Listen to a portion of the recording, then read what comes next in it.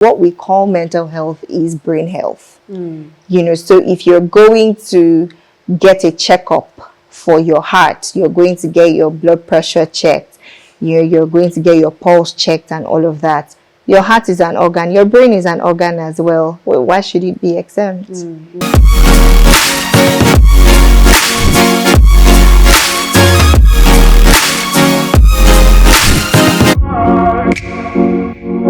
Welcome to today's episode. Today we're talking about how pregnancy and childbearing can be such happy moments for parents all over the world, but a common factor still exists: bad moments. But will bad moments make bad mamas? Let's talk postpartum depression with Sophie, clinical psychologist, after the break.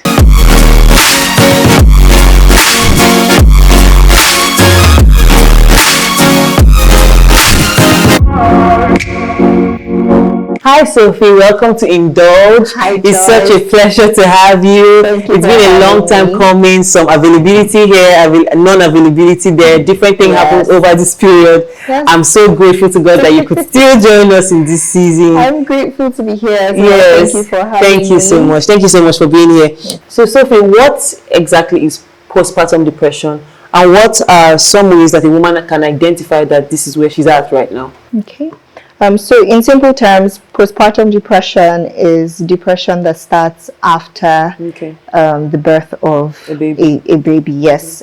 So the symptoms are not very different from depression in itself. Yes. So you see things like low mood. That's a core feature. So low mood or sadness, persistent sadness. I need to put that emphasis. Then you also have fatigue, low energy, there's loss of sleep, loss of appetite. Sometimes it's also accompanied with feelings of hopelessness or helplessness. There's guilty feelings, lack of interest in activities that you previously enjoyed, lack of interest really in doing anything, lack of motivation, let me put it that way, including things that are to nurture your child. So there's just like a lack of motivation to do those things. And then sometimes there's the presence of suicidal thoughts, what we call suicidal ideation. So those are some of the things to look out for, or those are some of the ways that you would know that, oh, something is wrong. And postpartum depression typically starts 4 to 6 weeks postpartum. So there's postpartum blues where you get the occasional mood swings, anxiety here and there, but those symptoms usually relent on their own. But with postpartum depression, so you have the 4 to 6 weeks timeline, and then it's usually unresolvable without like intervention, so whatever that intervention will look like. Its own. Yes. You can't wait it out. No. Okay, that's been very enlightening. I want to talk about what to do when you start to notice all of these things. What are the first steps to take? What do you do next? So the typically the first thing to do would be to speak out. To the people in your social capital, in your support network. So whether that is your birth partner, your family members, anybody that is really around you, that is taking care of you in this period. So you speak out, you ask for help, because sometimes there's the tendency to feel bad that you are feeling this way, because especially in our culture here, giving birth, it's a thing of joy. So what do you mean you are sad? Yes. So sometimes there's that shame that comes with struggling, but the first step is knowing that really your body has gone through a lot.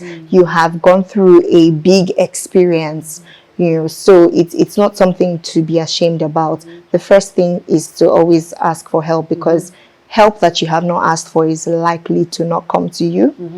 So speak out, ask for help, and so it's a two-way street. The woman has to ask for help, and then her support system has to also offer that help when it's asked for, and not dismiss the things that she has reported. Also, knowing the symptoms of postpartum depression must not necessarily be for yourself. So I've told you what the symptoms are now. So if you're around somebody who has just had a baby, it would be easy for you to recognize it immediately, even if they don't know what they are going through. Exactly. And how comforting it would be for someone to say, you know what, let's seek help, you're not okay. So I mean, you might not just be outright like that, you're not okay, but then it's just I have been corrected, learned. But then it's for you to say, you check in. Are you feeling okay? Do you sometimes experience XYZ? So just because again, like I said, it's really hard for people to ask for help, especially in a situation of, there's a new baby, there should be joy. So if you notice that the mom is exhibiting some of these symptoms that I have mentioned, I think it would be a good thing to make the first move in a thoughtful way, not in a way that would now make them prone to denying. So the next question I would like to ask is, give us some tips. How for the regular person, for the caregiver, for the friend, for the family member, how do I say it to the person that is? Give us some very practical tips. What to say when I identify that this person might be struggling. Okay. You could point out the things that you have noticed. This is after checking in, because again, you don't want to say, I think something is wrong, just based off of one observation. The person could just be having a bad day, and I mean, new mothers are allowed to have a bad day. It does not necessarily mean have a bad day. Talk more of new moms. Exactly. Yeah. So, and again, another thing that I think I didn't mention about these symptoms is that they are persistent. So there's a difference between baby blues. So you have to make that disparity. Like, it's not that I'm having a bad day. So before you approach, you need to be sure. Okay, so the first thing to do is to check in first, and don't just jump in with your observation. So you check in, because for all you know, what you observed could have just been a bad day.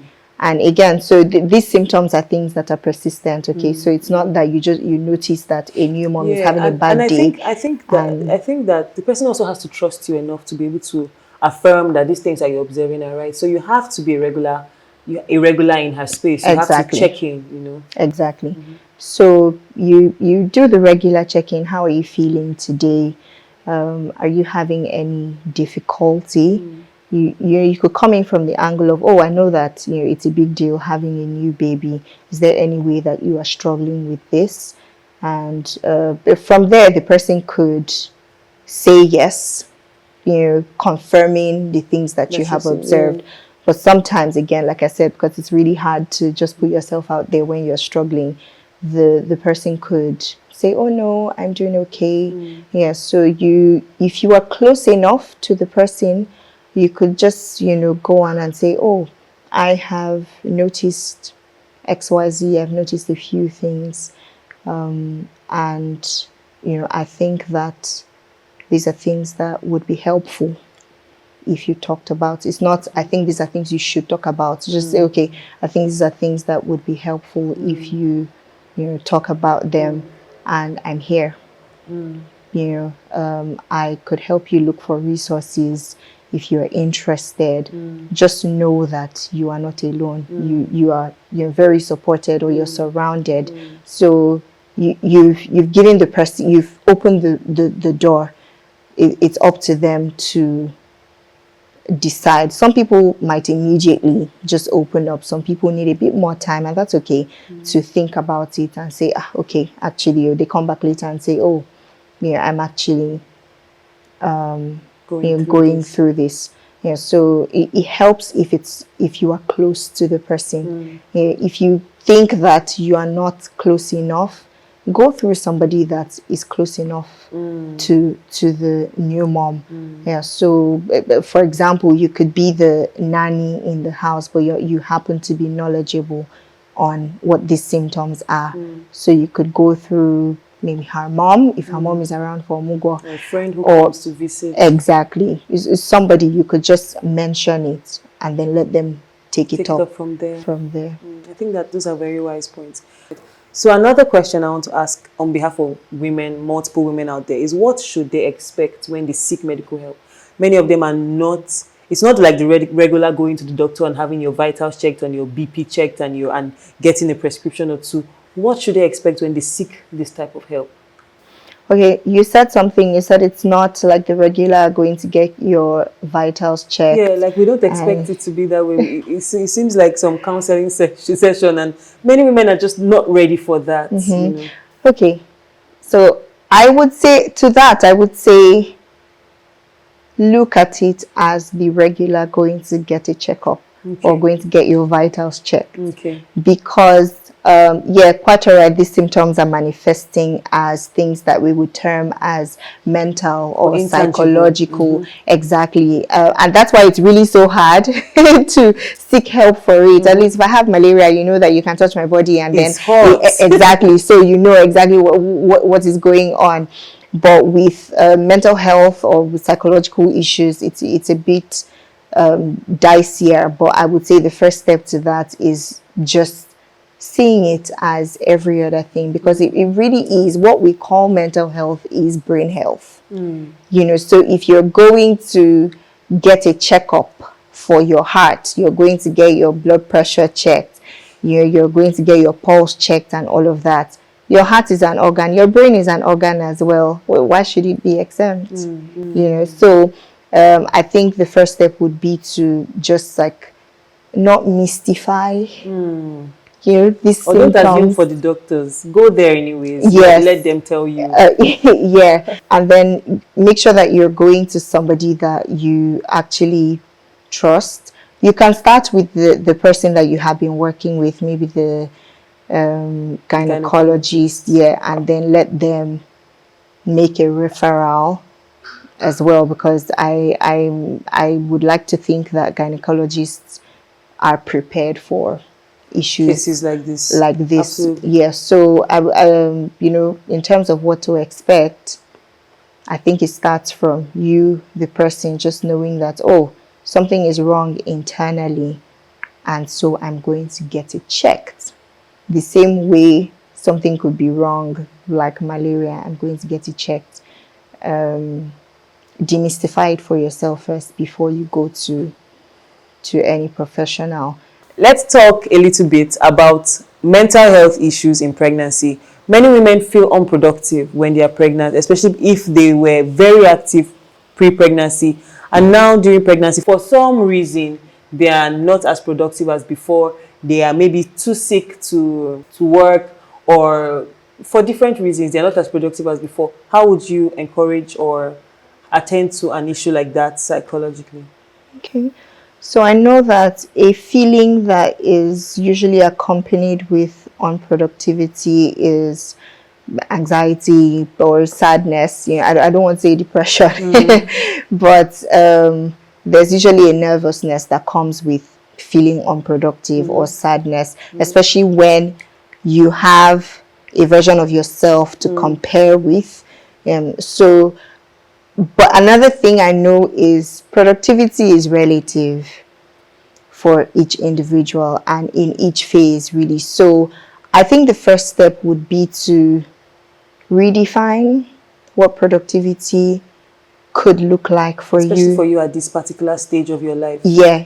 And to redefine, I think that two things that need to be in place are acceptance and self-compassion, because most times the negative feelings that we feel from feeling unproductive is because we're probably like beating ourselves up, like I'm not able to do this, like we're wishing that we could do more, wishing that we could be productive, maybe even blaming ourselves for being in the condition. But think about it. If you saw somebody who was pregnant and couldn't do some things, would you treat the person the way that you're treating yourself? Or would you talk to the person the way that you're talking to yourself? That's so profound. Yeah. We give grace to other people, but not as much to ourselves. Yeah. And usually when we're feeling anxious about something, it's about control, because anxiety is a form of stress. And then when you're talking about stress, you're talking about control in terms of, oh, do I have the resources to cope with this thing that is in front of me right now?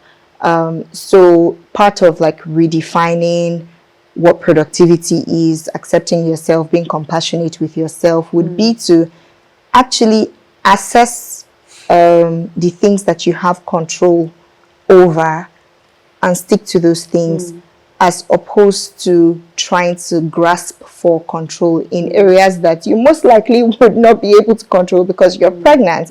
Your body is going through changes, and pregnancy is a biological thing, yes, but it could also very much turn into a psychological event because there's hormonal changes that impact your mood and all of that. So the mood impacts on motivation, energy, all of those things. Things that you actually need to carry a child. Yes, and things that you might not have immediate control over. So in acceptance, you need to accept the level of control that you now have, which might be different, but different does not necessarily mean bad.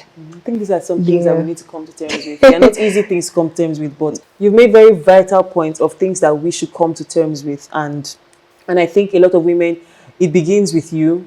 You need to start having some conversations with yourself before the conversation happens externally. I just want us to touch on body positivity, talking about how a woman can respond to the changes in her body and how it affects her mentally.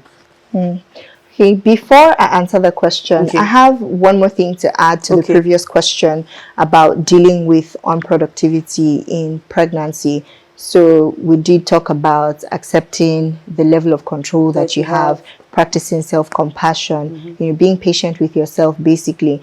I think another thing that would be helpful is to create systems that are compatible with pregnancy. Exactly. So systems that include asking for help, systems that include delegating, systems that include scheduling your activities or setting, let me say, pregnancy-friendly goals. So if you know that you used to work 5 days a week, let's say you are doing like your own project and you would work on it 5 days a week. Is there a way that you can schedule for it to 3 days instead of 5? Exactly, something like that. And if you work if you're not self-employed, if you work in an organization, is it possible to strike up a conversation with your superior? You could do a hybrid thing, because I know that sometimes it's not very easy to just get out of the house or even get out of bed. So try to create systems that work for you in whatever way possible, and those systems would be helpful if they include asking for help, delegating, actually scheduling your activities. So let's talk body positivity. Yes. What was the question again? The question was how a woman can handle psychologically the changes in her body. She looks different when she looks in the mirror. She feels like all eyes are on her. She feels like her partner sees her differently. What ways can she handle that psychological change? Okay. I will go back to my first point about acceptance. Yes. It's easier said than done, granted, but it is such a protective factor when it comes to mental health, because most times the problems that we face are as a result of not accepting the situation, not accepting that, our control over this is limited. So we're constantly wishing that we had more control. So I would still mention that point on acceptance, that you know what, my body is going through something. Do you know what? It's a different season of my life. Yes, like there's no special reason for. I think one of the things I learned this was long before I was even married. I saw a mentor of mine. She talked about how she's changing her wardrobe because she's no longer a certain size. That why was she trying to fit into all her clothes? If her shoe size was no longer her shoe size, will it matter to her? she can just, buy new set of clothes. And it just changed my mind that when I was pregnant myself and I began to add unnecessary weight and I changed from my current size, I just told myself, so that her story helped encourage me and helped to alert me to accept myself before anything else, before anybody else thinks. Yeah, it's interesting that you should mention the wardrobe thing, because I was going to say, to practice acceptance, pay attention to the things that make it difficult for you to accept. One of those things, clothes, wardrobe. So you see people say, oh, I can't fit into my size 6 jeans anymore. And then there's a way that wakes you up and lets you know that, oh, for real, my body is changing. And sometimes letting go is hard. Change is difficult, even if it's good change or positive change. So if your wardrobe is something that makes acceptance difficult for you, help yourself out. Make or buy new things that you actually do like. You can give out the old clothes, or something, just little things work, actually. So that's one of the ways that the body image issues that come in pregnancy can be dealt with. Another thing, partner support, because you did mention, my partner sees me differently, or at least that's what you think. Yeah, that's what you think. That could also be what it is. So, but I think that we cannot underestimate the role of partner support, in this issue.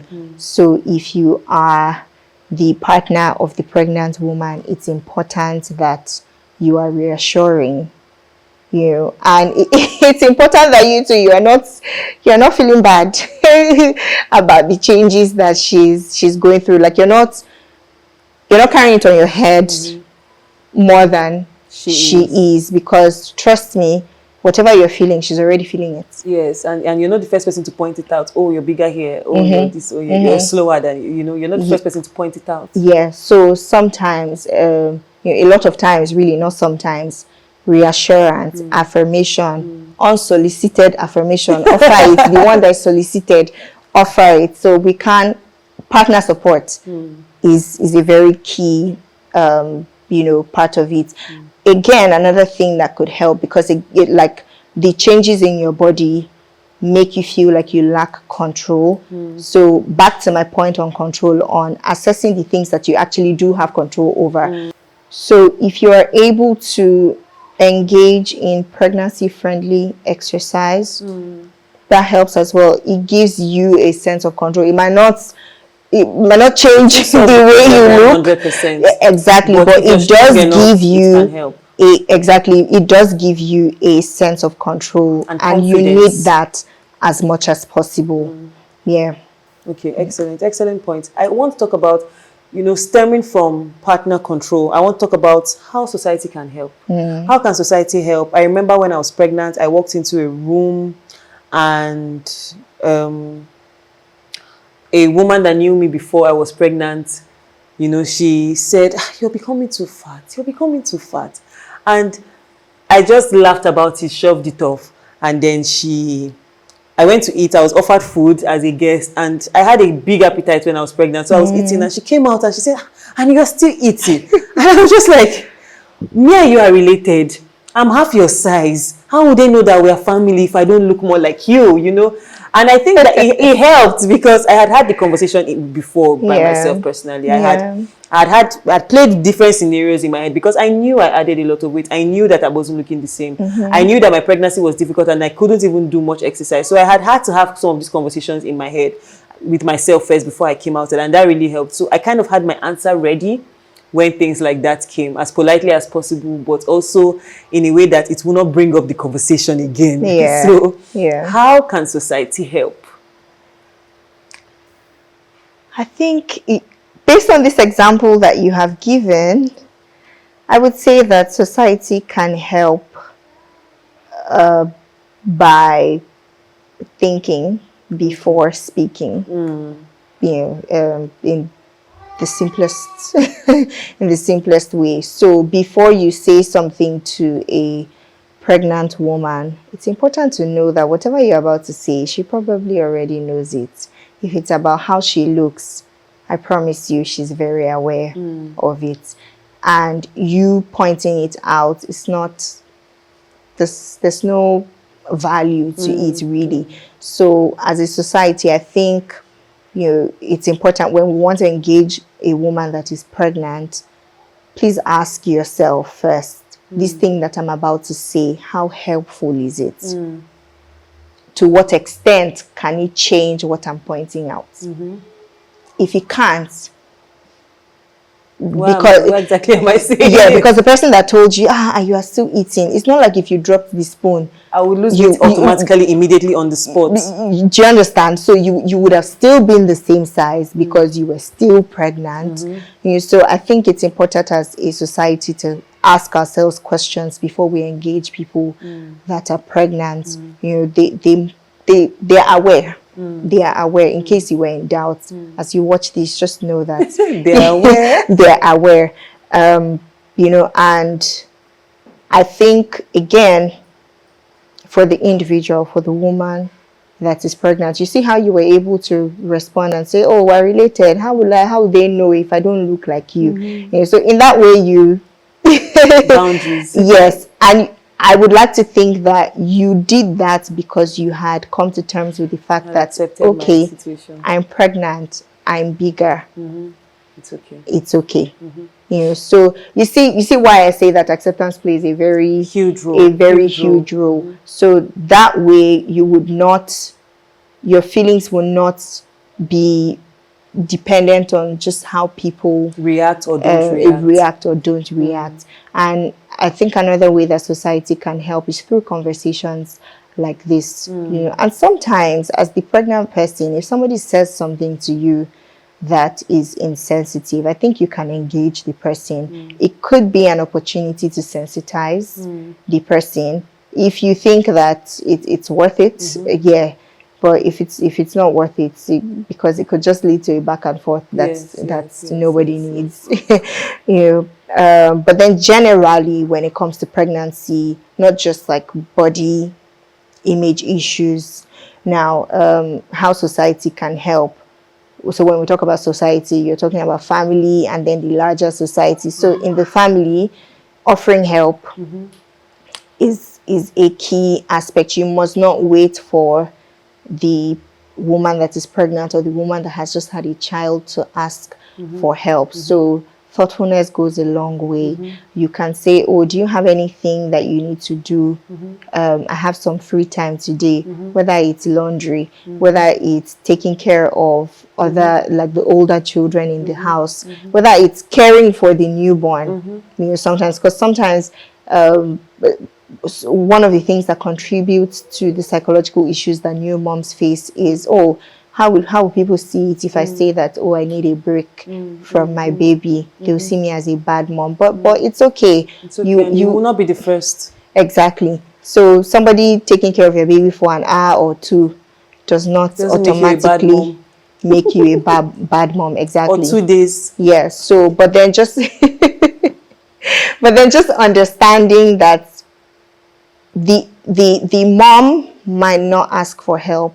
So you, as a member of the society, ask for, when people make tweets and say, what's your contribution to society? Let your contribution be that you offer help. Exactly. To a pregnant mom. Much, Sophie. We have to wrap up now. We have been notified that we're out of time. But thank you so much for coming. I have learned so much from this episode on mental health. We talked about postpartum depression. We spoke about how society can help, and I learned that I should offer help. If you have any other suggestions on how society can help a pregnant or postpartum mom go through her new and difficult season, please put it in the comment section. Then go ahead and like this video, share it with a friend, leave a comment like I already said, subscribe and click the bell button. See you next time and have a lovely day.